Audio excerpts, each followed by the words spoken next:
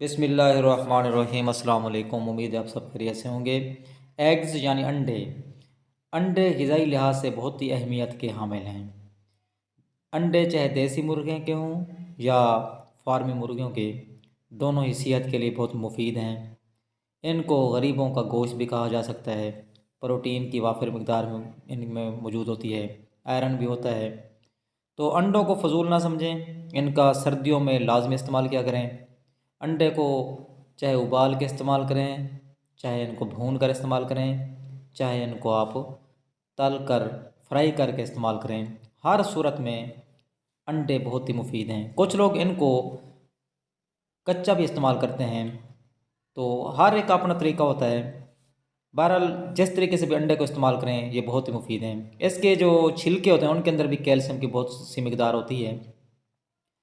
छोटे से लेकर बड़ों तक सब के लिए बहुत पसंदीदा ग़िज़ा भी है।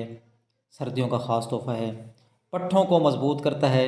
जो हमारे जिस्म के पट्ठे हैं, मसल्स हैं, गोश्त है, उनको मज़बूत करता है। काम करने की सलाहियत को बढ़ाता है।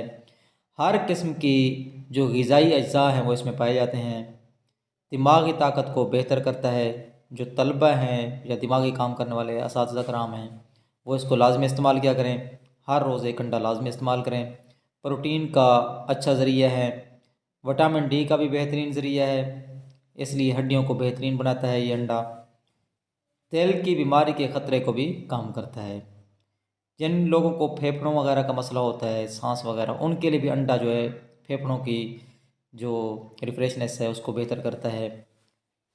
और जिस तरह आमतौर पर कहा जाता है दूध एक मुकम्मल ग़िज़ा है, तो अंडा भी एक मुकम्मल ग़िज़ा है।